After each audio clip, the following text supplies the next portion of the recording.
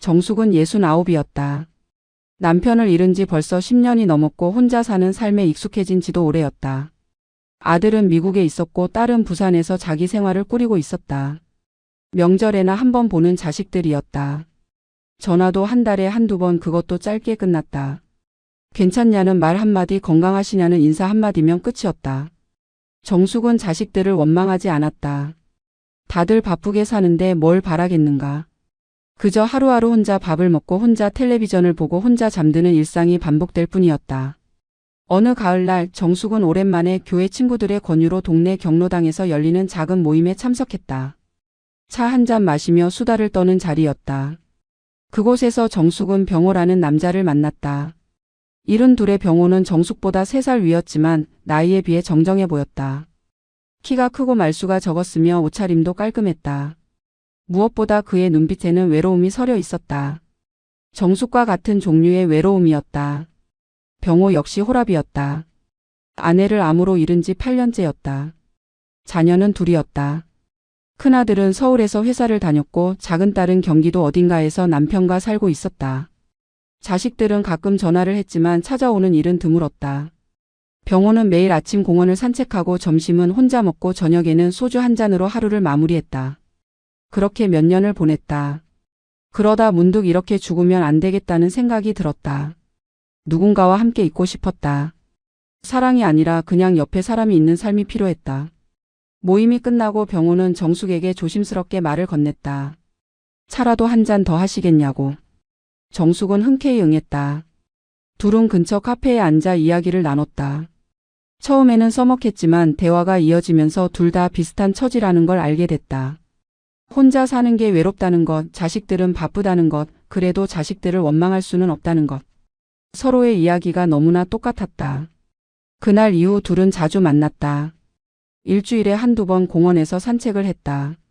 가끔은 식사도 함께 했다. 정숙은 병호가 편했다. 그는 말이 많지 않았지만 들어주는 사람이었다. 병호 역시 정숙이 좋았다. 그녀는 조용했지만 따뜻했다.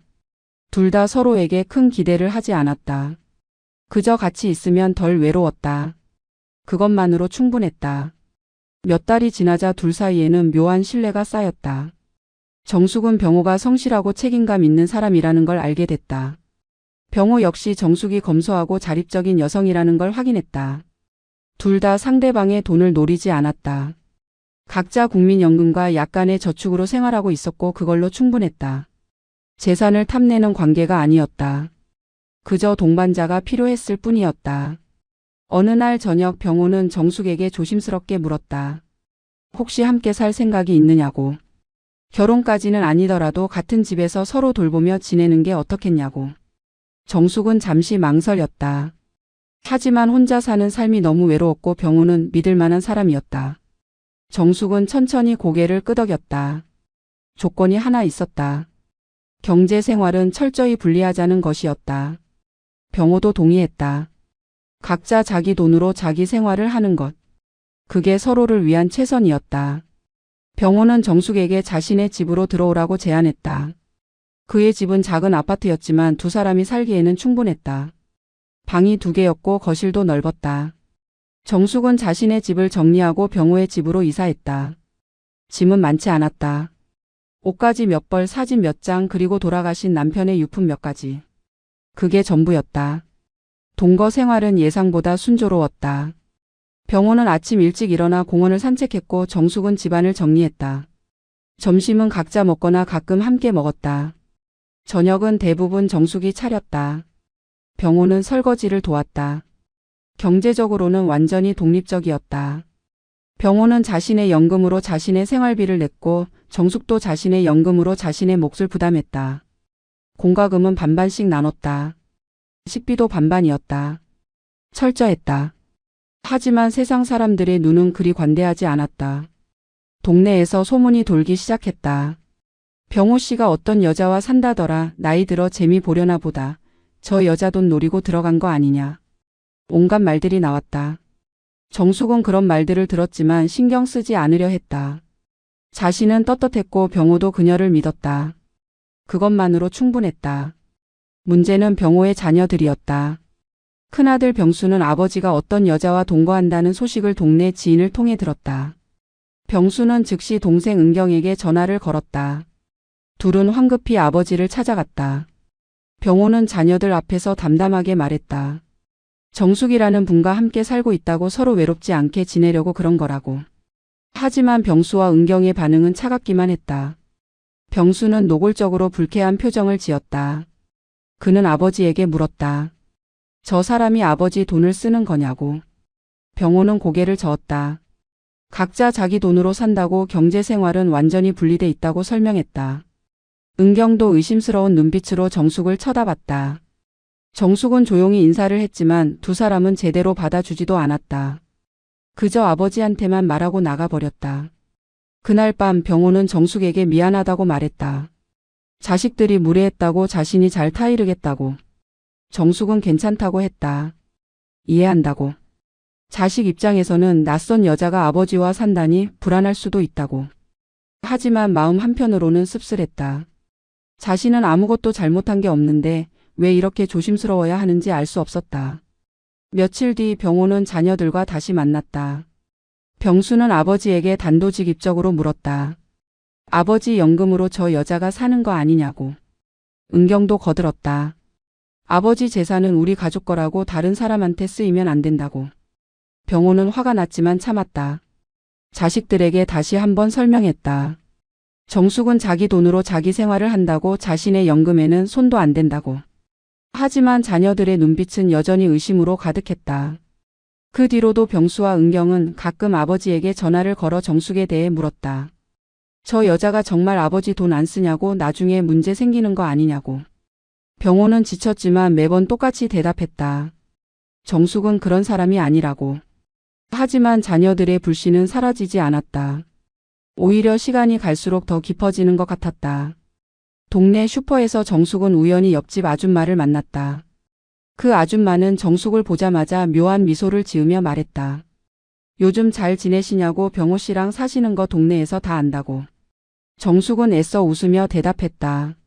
네, 잘 지낸다고.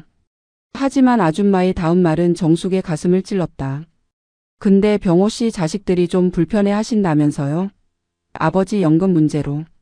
정숙은 아무 말도 못하고 그냥 집으로 돌아왔다. 집에 돌아온 정숙은 병호에게 아무 말도 하지 않았다. 하지만 마음속에서는 분노가 끓어올랐다. 자신은 병호의 돈에 단 한 푼도 손대지 않았다. 오히려 자신이 장을 볼 때 더 많이 내는 경우도 있었다. 그런데 병호의 자식들은 동네에 소문을 퍼뜨렸다. 자기 아버지 연금을 축내는 여자라고. 정숙은 억울했지만 어떻게 해야 할지 몰랐다. 병호에게 말하면 자식들과 사이만 나빠질 것 같았다. 며칠 뒤 정숙은 또 다른 지인에게서 비슷한 이야기를 들었다. 병호 씨 딸이 동네 사람한테 물어봤다더라. 우리 아버지가 그 여자한테 돈을 주는지 확인해 달라고. 정숙은 그 말을 듣고 눈물이 날 뻔했다. 자신은 평생 정직하게 살았다. 남의 돈에 손대본 적도 없고 누구한테 빌부터 산 적도 없었다. 그런데 이제 와서 돈을 노리는 여자로 찍혔다. 병호는 정숙의 표정이 어두워진 걸 알아챘다. 무슨 일이냐고 물었지만 정숙은 그냥 피곤하다고 둘러댔다. 병호는 더 이상 묻지 않았다. 하지만 며칠 뒤 병호 역시 동네에서 이상한 시선을 느꼈다. 아는 사람이 병호에게 슬쩍 물었다. 요즘 같이 사시는 분이랑 돈 문제 없으신가요? 병호는 그제야 뭔가 잘못됐다는 걸 깨달았다. 병호는 큰아들 병수에게 전화를 걸었다. 동네에 이상한 소문이 돈다고 내가 뭔 짓을 한 거냐고 따졌다. 병수는 잠시 침묵하다가 말했다. 아버지가 속고 계시는 것 같아서 확인하려고 그랬다고. 병호는 화가 머리끝까지 났다. 정숙은 단 한 번도 자신의 돈을 쓴 적이 없다고 오히려 자기 돈을 더 많이 쓴다고 소리쳤다. 하지만 병수는 믿지 않았다.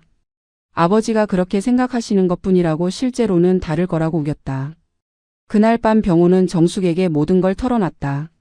자식들이 동네에 소문을 퍼뜨렸다고 미안하다고. 정숙은 눈물을 흘렸다. 평생 이렇게 억울한 적이 없었다. 병호는 정숙의 손을 잡으며 말했다. 자신이 자식들을 확실히 혼내겠다고. 이런 일 다시는 없을 거라고. 하지만 정숙은 알고 있었다.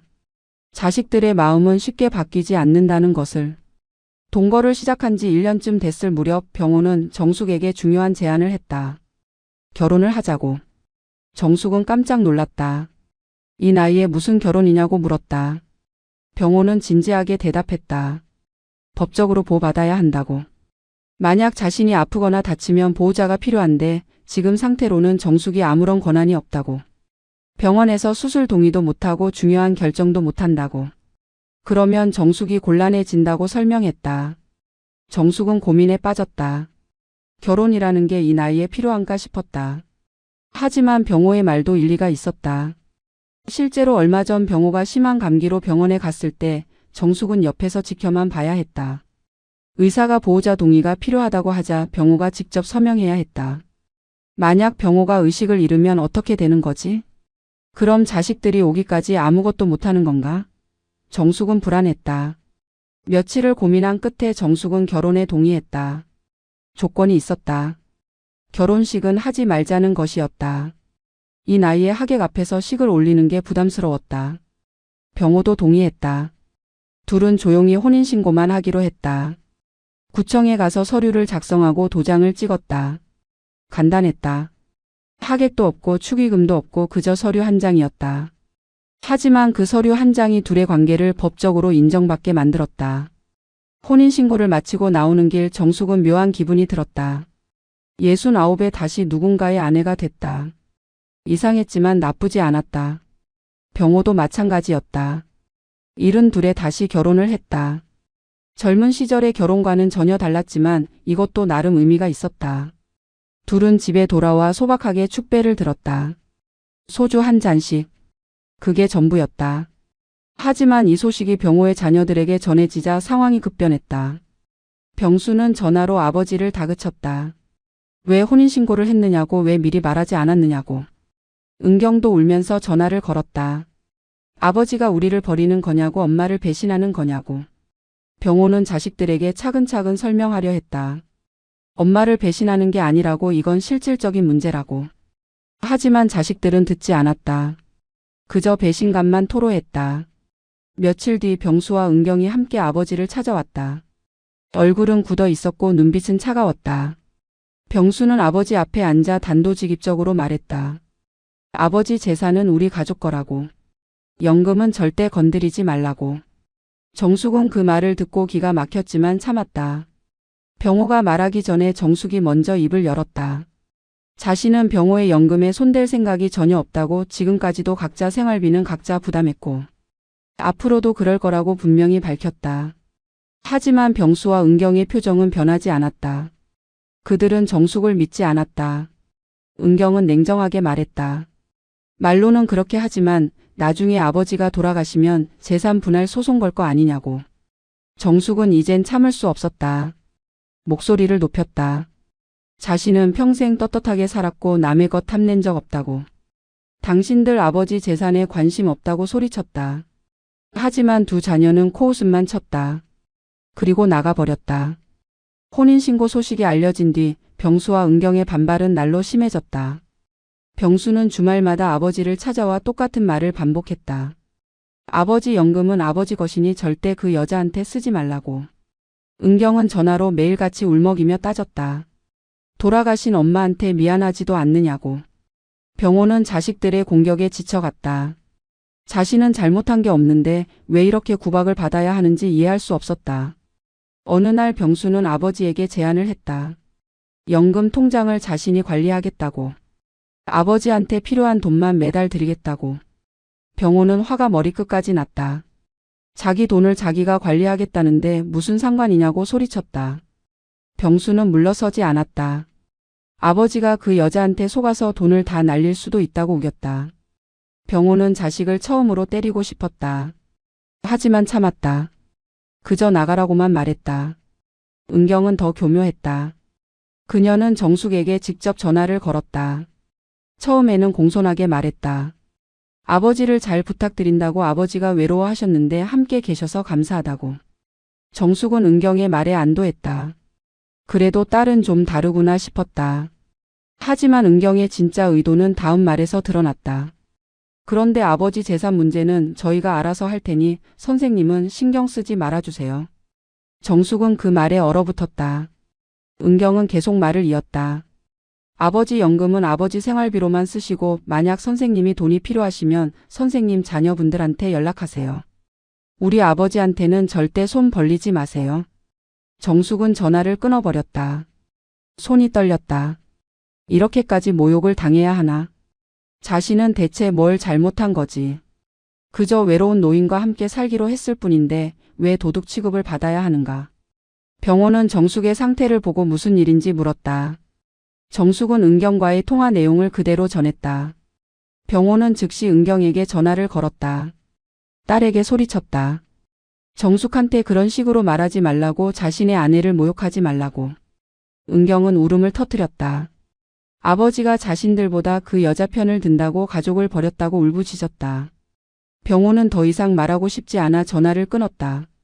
그날 밤 정숙은 병호에게 말했다. 차라리 헤어지는 게 낫지 않겠냐고. 자식들과 사이가 나빠지는 건 원치 않는다고. 병호는 단호하게 고개를 저었다. 자신은 정숙과 살 거라고, 자식들이 뭐라 하든 상관없다고 말했다. 정숙은 병호의 손을 꽉 잡았다. 고맙기도 하고 미안하기도 하고 슬프기도 했다. 둘은 그렇게 밤새 말없이 앉아 있었다. 결혼한 지 반년쯤 지난 어느 날 병호가 갑자기 쓰러졌다.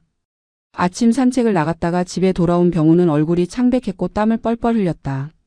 정숙은 깜짝 놀라 병호를 부축해 소파에 앉혔다. 병호는 어지럽다고 말했다. 정숙은 즉시 구급대에 신고했다. 구급차가 도착했고 병호는 응급실로 실려갔다. 정숙도 함께 구급차에 탔다. 병원에서 진단 결과가 나왔다. 당뇨 합병증이었다. 병호는 오래전부터 당뇨를 앓고 있었지만 관리를 제대로 하지 않았다. 혼자 살 때는 식사도 불규칙했고 약도 자주 빼먹었다. 의사는 심각한 표정으로 말했다. 혈당 수치가 위험 수준이라고, 당장 입원해서 치료를 받아야 한다고. 병호는 일주일간 입원했다. 정숙은 매일 병원에 갔다. 아침부터 저녁까지 병호 곁을 지켰다. 식사를 챙겨주고 약을 먹였고 의사와 상담했다. 간호사들은 정숙을 보며 감탄했다.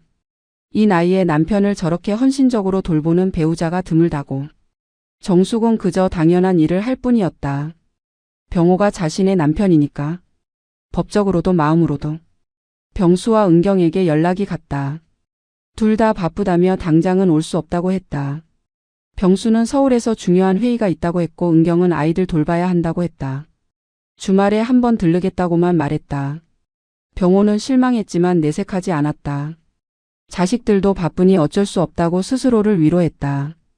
하지만 마음 한편은 허전했다. 주말이 되어 병수와 은경이 병원을 찾아왔다. 그들은 아버지 병상 옆에 잠시 앉아 있다가 정숙을 복도로 불러냈다.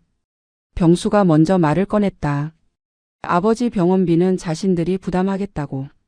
대신 아버지 연금 통장을 자신들에게 맡기라고. 정숙은 어이가 없었다. 아버지 병원비를 내겠다는 건 당연한 일인데 왜 그 조건으로 연금 통장을 달라고 하는가. 은경도 거들었다. 아버지가 앞으로 계속 아프실 텐데 의료비가 많이 들 거라고. 그러니 아버지 연금을 우리가 관리해서 병원비로만 쓰겠다고. 정숙한테는 생활비만 따로 주겠다고 제안했다. 정숙은 분노가 치밀어 올랐다. 자신을 뭘로 보는 거지? 돈 받고 병호를 돌보는 간병인인가? 정숙은 차갑게 말했다. 병원비는 당신들이 내든 말든 알아서 하라고. 하지만 연금은 병호 본인 것이니 본인이 관리한다고. 자식들이 간섭할 문제가 아니라고 잘라 말했다. 병수와 은경은 발끈했다. 은경이 목소리를 높였다. 아버지가 지금 제정신이 아니라고, 판단력이 흐려졌다고 주장했다. 정숙한테 속아서 돈을 다 뺏길 거라고 소리쳤다. 정숙은 더 이상 참을 수 없었다. 복도에서 큰 소리로 외쳤다. 자신은 단 한 푼도 병호에 돈을 쓴 적이 없다고, 오히려 자신이 더 많이 부담하고 있다고. 병수와 은경은 믿지 않았다. 그들은 그저 정숙을 도둑 취급하며 병실을 떠났다. 병호는 복도에서 벌어진 일을 전해 듣고 자식들에게 전화를 걸었다. 자식들을 호되게 꾸짖었다. 정숙을 모욕하지 말라고, 자신은 정신이 멀쩡하다고. 하지만 자식들은 여전히 의심의 눈초리였다. 병호는 전화를 끊고 정숙에게 미안하다고 또 사과했다. 정숙은 아무 말도 하지 않았다. 그저 병호의 손을 꽉 잡아줄 뿐이었다. 두 사람 사이에는 깊은 침묵이 흘렀다. 병호는 일주일 만에 퇴원했지만 건강은 예전 같지 않았다. 매일 약을 여러 알씩 먹어야 했고 일주일에 한 번씩 병원에 가서 검사를 받아야 했다. 정숙은 병호를 정성껏 돌봤다. 식단을 철저히 관리했고 약 먹는 시간을 놓치지 않았으며 병원 예약도 빠짐없이 챙겼다. 병호는 정숙에게 고마워했다. 정숙이 없었다면 자신은 진작 포기했을 거라고 말했다. 하지만 문제는 의료비였다. 병원비가 생각보다 많이 나왔다. 입원비, 검사비, 약값을 합치면 한 달에 수십만 원이 들었다. 병호의 연금으로는 의료비와 생활비를 모두 감당하기 어려웠다. 정숙도 자신의 연금으로 생활비를 대고 있었지만 둘의 생활비를 합치면 빠듯했다. 저축을 조금씩 깨먹어야 했다. 병수는 이 사실을 알고 다시 아버지를 찾아왔다. 이번에는 더 강경했다. 아버지 연금을 자신들이 관리하겠다고 의료비로만 쓰겠다고 주장했다. 병호가 거부하자 병수는 한 발 더 나아갔다.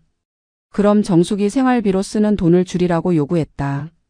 아버지 연금은 아버지 의료비로만 써야 한다고 정숙의 생활비까지 댈 필요 없다고 못을 박았다. 정숙은 그 말을 듣고 기가 막혔다. 자신은 자기 돈으로 자기 생활비를 대고 있다고 항변했다. 오히려 병호와 함께 먹는 식사 비용도 자신이 더 많이 부담하고 있다고 설명했다. 하지만 병수는 믿지 않았다. 그는 냉정하게 말했다. 그렇다면 증거를 보여달라고. 통장 내역을 보여달라고 요구했다. 정숙은 어이가 없어 말이 나오지 않았다. 병호가 나섰다. 아들에게 소리쳤다. 내가 무슨 권리로 남의 통장을 보겠다는 거냐고. 정숙을 의심하지 말라고. 하지만 병수는 물러서지 않았다. 아버지가 속고 있다고 저 여자가 아버지 돈을 몰래 쓰고 있을 거라고 우겼다. 병호는 더 이상 참을 수 없어 아들을 내쫓았다. 나가라고, 다시는 오지 말라고 고함쳤다. 병수는 화가 나서 문을 쾅 닫고 나갔다. 은경은 다른 방식으로 접근했다. 그녀는 아버지에게 제안했다. 매달 정해진 금액만 생활비로 쓰고 나머지는 자신들이 관리하겠다고. 의료비가 앞으로 더 많이 들 테니 미리 준비해야 한다고 설득했다. 병호는 고민했다. 딸의 말도 일리가 있었다. 하지만 정숙은 단호했다. 자신은 병호의 돈이 필요 없다고 자기 돈으로 자기 생활을 할 거라고 분명히 말했다. 하지만 은경은 믿지 않았다. 그녀는 아버지에게 계속 압박을 가했다. 매일 전화를 걸어 같은 말을 반복했다. 아버지 재산을 지켜야 한다고, 정숙한테 속지 말라고. 병호는 딸의 전화를 받을 때마다 지쳤다. 자식들이 왜 이렇게 됐는지 이해할 수 없었다. 돈이 사람을 이렇게 바꾸는 건가? 병호는 슬펐다. 어느 날 병호는 또다시 응급실에 실려갔다. 이번에는 더 심각했다. 의식이 흐려졌고 혈압이 급격히 떨어졌다. 의사는 응급처치가 필요하다고 말했다. 보호자의 동의가 필요했다. 정숙은 떨리는 손으로 동의서에 서명했다. 법적으로 정숙은 병호의 배우자였고 따라서 제1순위 보호자였다. 의사도 간호사도 정숙의 서명을 받았다. 병수와 은경에게 연락이 갔지만 둘 다 즉시 올 수 없었다. 병수는 지방 출장 중이었고 은경은 아이가 아파서 움직일 수 없었다. 그들은 전화로만 상황을 확인했다. 하지만 정작 중요한 결정은 모두 정숙이 했다. 어떤 치료를 할지, 어떤 약을 쓸지, 입원을 할지 말지. 모든 게 정숙의 서명으로 진행됐다. 이틀 뒤 병호의 상태가 안정되자 병수와 은경이 병원에 도착했다. 그들은 의사를 찾아가 아버지 상태를 물었다. 의사는 설명했다. 응급처치를 잘해서 위기를 넘겼다고, 배우자분이 빠르게 결정해 주셔서 다행이었다고. 병수와 은경은 그 말에 불편한 표정을 지었다. 은경이 의사에게 물었다. 왜 가족인 자신들에게 연락하지 않았냐고. 의사는 담담하게 대답했다. 법적으로 제1순위 보호자는 배우자라고 연락은 드렸지만 오실 수 없다고 하셔서 배우자분 동의로 진행했다고 설명했다. 병수는 화가 났다. 자신들이 진짜 가족인데 왜 저 여자가 모든 걸 결정하느냐고 따졌다. 의사는 난처한 표정으로 말했다. 법적으로 배우자가 우선이라고, 병원은 법을 따를 수밖에 없다고. 병수와 은경은 정숙을 찾아갔다. 병실 박복도에서 정숙을 세웠다. 병수가 냉정하게 말했다. 앞으로 중요한 결정은 자신들과 상의하라고, 마음대로 결정하지 말라고 경고했다. 정숙은 어이가 없었다. 당신들이 오지도 않았으면서 무슨 소리냐고 반박했다. 은경이 소리쳤다. 가족은 자신들이라고, 저 여자는 그냥 나중에 들어온 사람일 뿐이라고. 정숙은 참았던 분노가 폭발했다. 목소리를 높여 말했다. 법적으로 자신이 배우자라고, 보호자라고.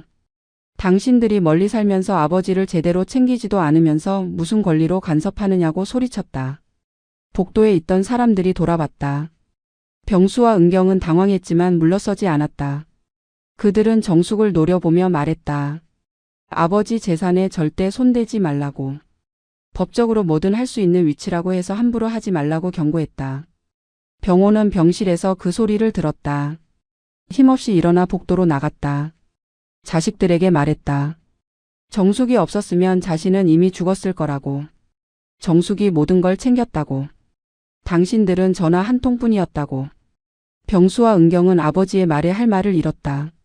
하지만 여전히 정숙을 믿지 않았다. 그들은 그저 아버지가 속았다고 생각할 뿐이었다. 병호가 다시 회복하자 일상으로 돌아왔다. 하지만 건강은 예전만 못했다. 매일 약을 먹어야 했고 한 달에 2번씩 병원에 가야 했다. 정숙은 여전히 헌신적으로 병호를 돌봤다. 식사를 챙기고 약을 먹이고 병원에 데려갔다. 병호는 정숙에게 고마워했다. 정숙이 없었다면 자신은 진작 포기했을 거라고 매일 말했다. 어느 날 병수와 은경이 함께 아버지를 찾아왔다. 이번에는 변호사를 동행했다. 병수는 아버지 앞에 서류를 내밀었다. 재산관리 위임장이었다. 아버지의 연금과 저축을 자신들이 관리하겠다는 내용이었다. 병호는 서류를 보고 기가 막혔다. 아들에게 물었다. 내가 지금 뭘 하는 거냐고. 병수는 담담하게 대답했다. 아버지를 위한 일이라고, 재산을 지키기 위한 일이라고. 정숙은 분노가 치밀었다. 변호사에게 물었다. 이게 법적으로 가능한 거냐고. 변호사는 조심스럽게 대답했다. 본인이 동의하면 가능하다고. 하지만 강제로는 안 된다고 덧붙였다. 정숙은 병호를 바라봤다. 병호는 고개를 저었다. 절대 서명 안 한다고 말했다. 병수와 은경은 실망한 표정을 지었다. 은경이 울먹이며 말했다. 아버지가 우리를 믿지 않는다고, 자식보다 그 여자를 믿는다고. 병호는 자식들에게 단호하게 말했다. 자신의 재산은 자신이 관리한다고. 정숙한테 맡기는 것도 아니고 자식들한테 맡기는 것도 아니라고. 자기 돈은 자기가 쓴다고 분명히 밝혔다. 병수는 화가 났다. 아버지가 판단력을 잃었다고 주장했다. 당뇨 합병증으로 뇌 기능이 떨어졌을 거라고 우겼다. 병호는 아들을 노려봤다. 자신은 멀쩡하다고, 내가 이상한 거라고 소리쳤다. 변호사는 난처한 표정으로 자리를 떴다. 병수와 은경도 어쩔 수 없이 물러섰다. 하지만 나가면서 정숙에게 경고했다. 아버지 돈에 손대면 법적으로 대응하겠다고. 횡령으로 고소하겠다고 협박했다. 정숙은 황당해서 웃음이 나왔다. 자신은 단 한 푼도 병호의 돈을 쓴 적이 없는데 무슨 횡령이란 말인가. 하지만 자식들은 진지했다. 그들은 정말로 정숙을 범죄자 취급하고 있었다. 그날 밤 정숙은 병호에게 말했다. 이제 정말 헤어지는 게 나을 것 같다고. 자식들과의 관계가 완전히 망가졌다고. 자신 때문에 가족이 깨지는 건 원치 않는다고 울먹였다. 병호는 정숙의 손을 꽉 잡았다. 절대 헤어지지 않는다고, 자식들이 뭐라 하든 정숙과 함께 살 거라고 단호하게 말했다. 정숙은 병호의 품에 안겨 울었다. 이렇게 힘들 줄 몰랐다. 사랑도 아니고 그저 동반자로 살려고 했을 뿐인데 왜 이렇게 힘든가. 며칠 뒤 병수는 병원에 아버지를 데려갔다. 정신과 진료를 받게 하려는 것이었다. 아버지가 치매나 판단력 장애가 있는지 확인하려는 속셈이었다. 병호는 화가 났지만 자신의 정신이 멀쩡하다는 걸 증명하기 위해 진료를 받았다. 결과는 정상이었다. 의사는 병호가 나이에 비해 인지 기능이 양호하다고 진단했다. 병수는 실망했지만 어쩔 수 없이 받아들였다. 병호는 더 이상 자식들과 싸우고 싶지 않았다. 나이가 들수록 가족이 소중하다는 걸 깨달았다. 정숙도 마찬가지였다. 병호의 자식들과 원수처럼 지낼 수는 없었다. 어떻게든 관계를 회복해야 했다. 병호는 가족 회의를 제안했다. 병수와 은경 그리고 정숙까지 모두 모여 솔직하게 이야기하자고 했다. 회의 날 네 사람은 조용한 식당에 앉았다. 분위기는 무거웠다. 병호가 먼저 말문을 열었다. 자신이 정숙과 결혼한 건 외로워서였다고, 누군가와 함께 있고 싶어서였다고 솔직하게 털어놨다. 정숙이 없었다면 자신은 이미 건강을 잃었을 거라고, 어쩌면 죽었을지도 모른다고 말했다. 정숙은 자신을 헌신적으로 돌봐줬다고, 단 한 번도 자신의 돈을 요구한 적이 없다고 설명했다. 병수와 은경은 침묵했다. 병호는 계속 말했다. 자신의 연금은 자신이 쓰는 거라고, 자식들이 간섭할 권리가 없다고 분명히 밝혔다. 대신 자신이 죽으면 재산 상속은 명확히 정리하겠다고 약속했다. 정숙한테는 최소한만 남기고 대부분은 자식들에게 물려주겠다고 말했다. 정숙도 거기에 동의한다고 덧붙였다. 정숙도 입을 열었다. 자신은 병호의 재산에 욕심이 없다고, 다만 서로 존중하며 살고 싶을 뿐이라고 조용히 말했다. 자식들이 자신을 도둑 취급하는 게 너무 슬프다고, 자신도 자존심이 있다고 목소리를 높였다. 자신은 평생 떳떳하게 살았다고, 남의 것 탐낸 적 없다고 강조했다. 병호를 진심으로 아끼고 있고 그저 함께 늙어가고 싶을 뿐이라고 눈물을 글썽이며 말했다. 은경이 먼저 마음을 열었다. 그녀는 정숙에게 미안하다고 말했다. 자신들이 너무 의심했다고, 엄마를 잃은 뒤로 아버지 재산을 지켜야 한다는 강박이 있었다고 고백했다. 하지만 정숙이 아버지를 정말로 아끼는 것 같다고, 자신들이 오해했다고 인정했다. 병수도 마지못해 고개를 숙였다. 자신도 지나쳤다고, 앞으로는 간섭하지 않겠다고 약속했다. 병호는 자식들에게 제안했다. 유언장을 작성하겠다고. 법적으로 명확하게 정리해서 나중에 분쟁이 없도록 하겠다고 말했다. 정숙한테는 자신이 살던 집만 남기고 나머지 재산은 모두 자식들에게 물려주겠다고 약속했다. 병수와 은경은 그제야 안심한 표정을 지었다. 정숙도 그 결정에 동의했다. 자신은 집 한 채면 충분하다고, 나머지는 자식들 몫이 맞다고 말했다. 그날 이후 관계는 조금씩 나아졌다. 병수와 은경은 여전히 정숙을 완전히 믿지는 않았지만 적어도 노골적으로 적대하지는 않았다. 가끔 아버지를 찾아와 안부를 물었고 정숙에게도 인사를 건넸다. 정숙은 자식들이 올 때마다 정성껏 음식을 준비했다. 서먹했지만 적어도 전쟁은 끝났다. 병호는 정숙에게 고마워했다. 자식들을 이해해줘서 참아줘서 고맙다고 매일 말했다. 정숙은 그저 웃었다. 이제 늙어서 싸울 힘도 없다고, 그냥 조용히 살고 싶을 뿐이라고 말했다. 병호는 정숙의 손을 꽉 잡았다. 앞으로 남은 시간 둘이 행복하게 살자고 약속했다. 정숙은 창밖을 바라봤다. 석양이 지고 있었다. 인생의 황혼기를 함께할 동반자를 찾았다. 쉽지 않은 여정이었지만 이제는 조금 평화로웠다. 완벽한 가족은 아니지만 그래도 함께할 사람이 있다는 것. 그것만으로도 감사했다. 정숙은 병호를 바라보며 조용히 미소 지었다. 병호도 미소로 답했다. 둘의 손은 여전히 꽉 잡혀 있었다. 그렇게 해가 저물었다.